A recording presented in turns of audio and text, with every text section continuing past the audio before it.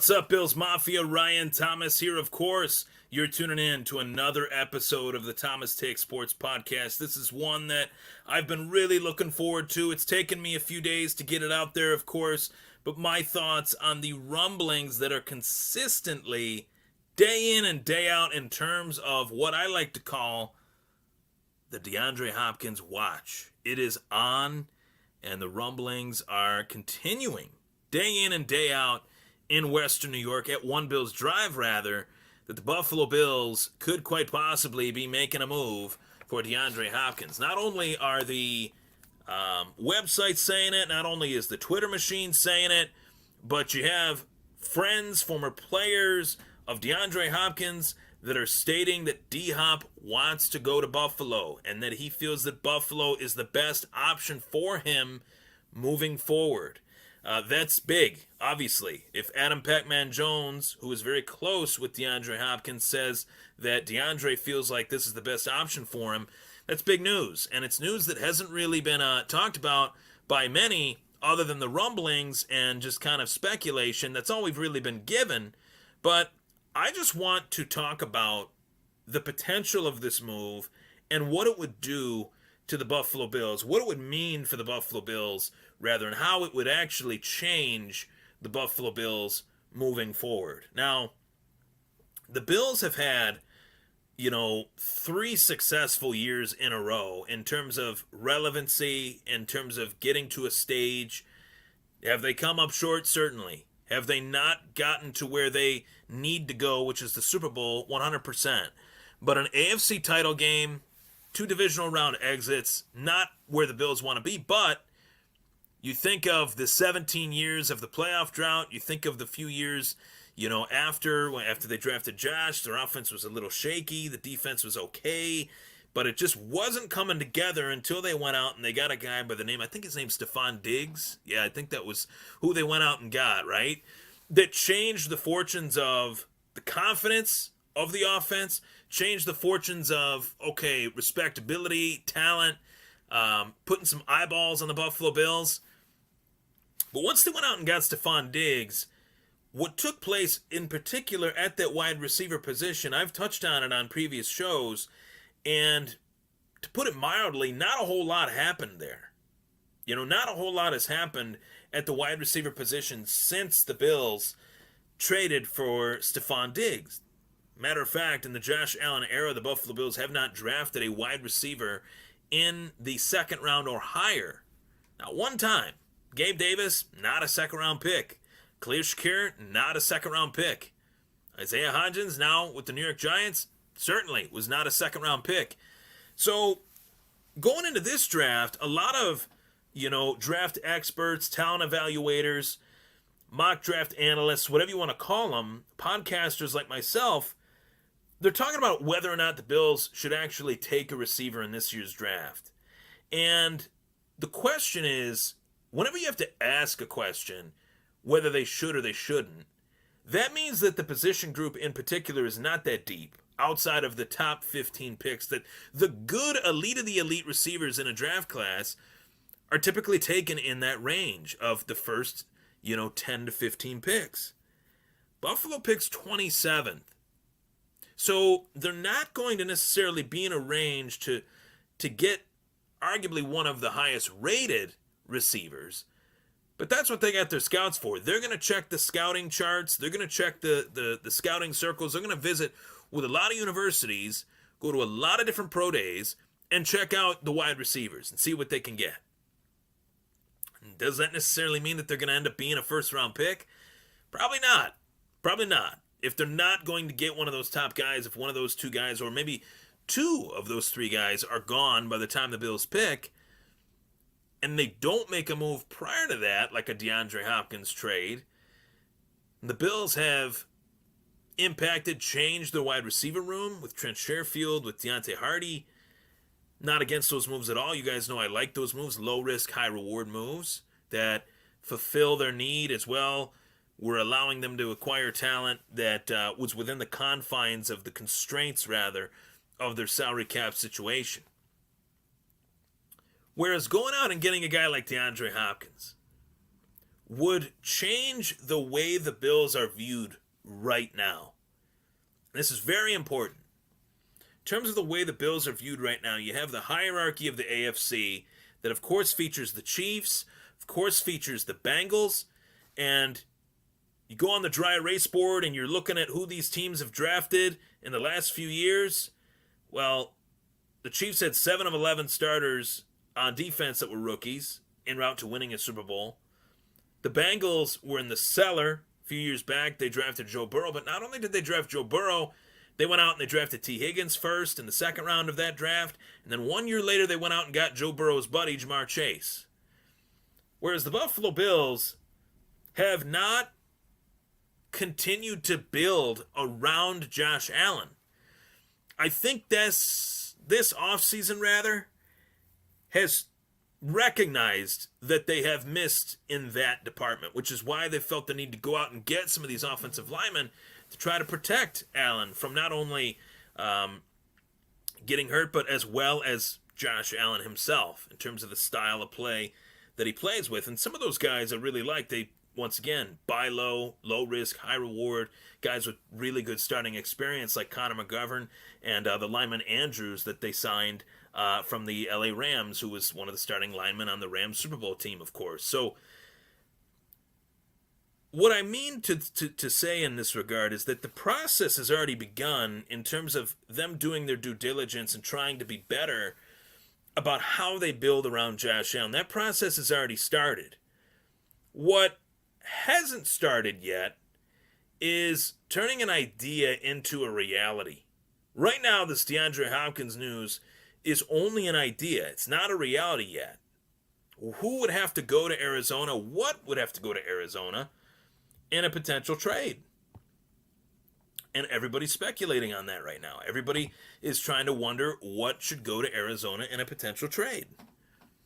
And the question should not be what goes to Arizona in a potential trade. What's off the table already is a first-round pick. What's off the table already is a second-round pick. Should be off the table is a third-round pick. What should be on the table is trading away guys that take up a lot of our salary cap space, that also don't want to be here, that also want more money that we can't afford to pay them. So all these rumors and hot takes and the whole hypothesis of what should go to Arizona in a trade for DeAndre Hopkins is pretty damn obvious that the guy, first name Ed, last name Oliver. And I like Ed Oliver. I wanted Ed Oliver to come to Buffalo. I thought Ed Oliver was a good fit for the Bills. Thought it checked off a lot of boxes.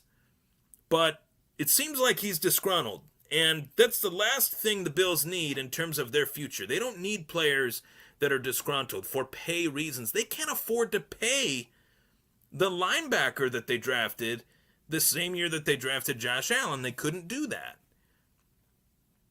That guy went out and he got $18 million a year from another team. So Ed Oliver knows that what the situation is. Despite the fact that he wants more money, he does know he wants more money on a team that doesn't have it. And when you're in a situation like that as an organization, at least history tells us that guy does not last on the team much longer. That guy goes sooner rather than later. First round pick, Ed Oliver, top 10 guy that we invested in, and yet he's calling the shots that he wants to be out of here if he doesn't get paid. Well, be careful what you wish for, because you just might get it. You might get shipped out to Arizona, and what do they got outside of D-Hop, who would be going to Buffalo in a potential trade? And I'm only offering you this Ed Oliver situation because it seems like it's one that is being widely reported, that Ed Oliver could go in a swap to the Arizona Cardinals for DeAndre Hopkins. When I look at what the Bills need to beat the teams that have beaten them, it's really simple.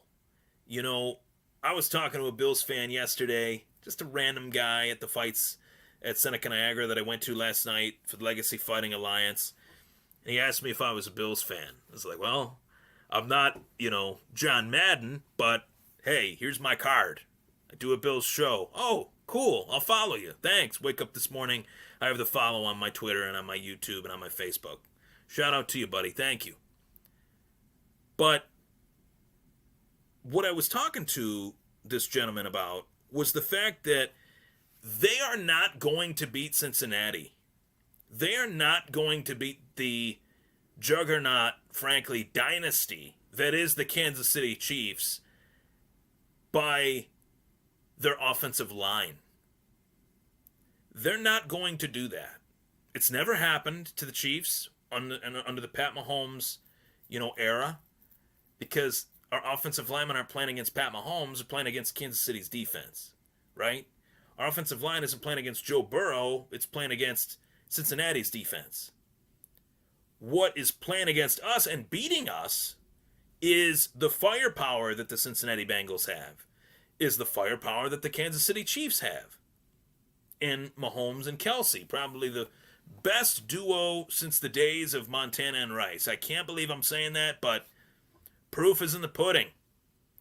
Records are made to be broken. They're breaking them each and every year. They're breaking them. Check for yourselves. Postseason records. Travis Kelsey, Pat Mahomes. Mahomes, Kelsey. Littered all throughout quarterback receiving duos. And Travis Kelsey's not even a wide receiver. He's a tight end. But hey, tight ends changing the game. Just ask Tyler Dunn, who wrote a book about it. Travis Kelsey's one of those guys. He's the guy. I think he's the best tight end I've ever seen, quite frankly. In my generation, he is slowly but surely surpassing the Amherst Williamsville North alum Rob Gronkowski as that. I like Gronkowski better, personally, but I do believe Travis Kelsey's just as good, if not better, in a lot of respects, in certain respects. That's a fun debate. It's a debate we didn't even know was possible 5-10 years ago. Just goes to show you how these guys have changed the game. But back to the point, you have Stephon Diggs, you have DeAndre Hopkins, you have Gabe Davis, you have Khalil Shakir, you have Deontay Hardy, you have Trent Sherfield. That's Diggs, Hopkins, Davis, Khalil Shakir, Sherfield, and Hardy. That's 6 receivers. And those are all guys that are a matchup nightmare for an opposing defense. Pick your poison with that. I didn't even mention the tight end on the Buffalo Bills, Dawson Knox, who had a breakout year 2 years ago, unfortunately went through a tragic circumstance, losing his brother last season unexpectedly. Tragedy that rocked him and his family, of course. And it changed his game last year. I really feel that set the tone for his season. And how, I say that with all due respect, how could it not? If I was out there and playing in the NFL and something happened to my brother, I wouldn't really be thinking about the National Football League and my career. I'd be thinking about my mom, my dad, my family. Your head's just not in it. But when you mourn and you grieve and you're never going to get over those things, but when you see the people around you that are willing to support you and show that you're their guy and that they're there for you, you want to give back to that. You want to do things to show that you appreciate that and show that, these guys are my brothers on the field. I'm going to be their brother on the field. I'm going to come into 2023 and play my ass off and just play angry and play as if I deserve to be here, because Dawson Knox does deserve to be there. We've seen it. We've seen it time and time again. There's just glimpses of it that aren't as consistent as we'd want them to be. That's a goddamn real good offense if you put D-Hop on this team. And it also signals to the rest of the NFL that we will not be out-firepowered any longer. And we will leave no stone unturned towards winning the Super Bowl. Brandon Beane, the clock is ticking. The window is closing on a Super Bowl, because the window already closed. One of them already closed in terms of winning a Super Bowl while Josh Allen was cheap. That's over. Josh Allen's getting paid a lot of money, and rightfully so. He's one of the best damn quarterbacks in the league. He's a unicorn, for crying out loud, at the quarterback position. I've never seen anybody like him. Nobody else has either. Whether they're 30 years older than me, or 40 years older than me, or 50 years older than me, I've asked. Have you ever seen anybody like Josh Allen? Can you compare anyone to Josh Allen? They don't know what to say, because they can't compare anybody to Josh Allen either. Not John Elway, not Aaron Rodgers. If you could, I guess you'd throw those names out there, but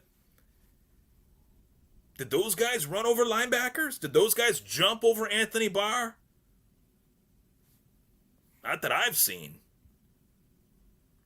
So this is a move that just makes all the sense in the world. And Ismail, I hate to break it to you, but Bobby Wagner, addressing a comment here, Ismail Martin, he said, I want Bobby Wagner. Bobby Wagner signed with the Seattle Seahawks today, so the Buffalo Bills will not be going after him, but they could quite possibly and most definitely should go after DeAndre Hopkins.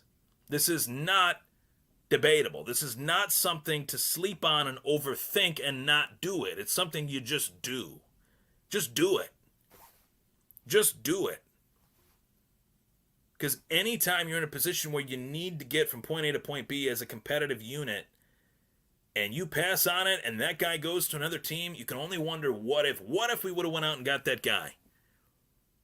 I don't want that to happen in this particular circumstance, because I believe this makes the Bills a much, much better team. As well, DeAndre Hopkins in his own right, real recognizes real. Real recognizes, where am I at in my career right now? I'm playing for the Arizona Cardinals. They just hired this defensive coordinator that is more of a defensive-minded guy, obviously. Who's my quarterback? Colt McCoy as of right now, because Kyler Murray destroyed his knee. And let's be honest, when Kyler Murray had two good knees, was he Josh Allen? Kyler Murray had two good knees. Was he somebody that you could rely on as a franchise quarterback? Well, the Arizona Cardinals didn't even think so, because they put a film clause in his contract mandating that he'd watch 4 hours of film per week, telling him that he just needed to do his job, and he wouldn't even do it. Pointing his finger at DeAndre Hopkins, telling him what he needs to do to make his play better. D-Hop didn't like that, and I don't blame him, because D-Hop has played with some garbage quarterbacks. I say garbage with all due respect. Go online right now. Go on Pro Football Reference. Go on any of these sites and look up the names of the quarterbacks that DeAndre Hopkins has played with over the course of his career. The fact that this man has even amassed consistent 1,000-yard receiving seasons with some of these quarterbacks is astonishing. Truly.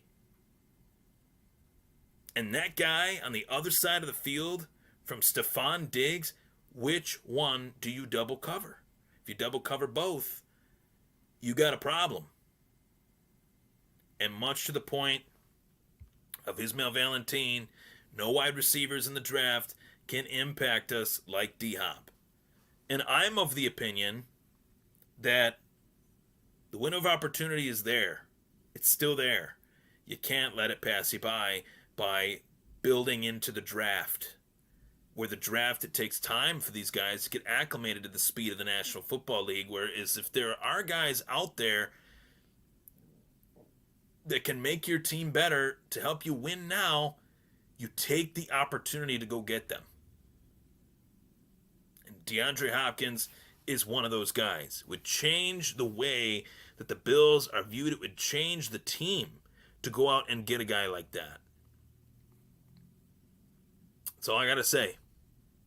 I'm Ryan Thomas. Thank you so much for tuning in to the Thomas Take Sports Podcast. DeAndre Hopkins would change the Buffalo Bills, of course, for the better.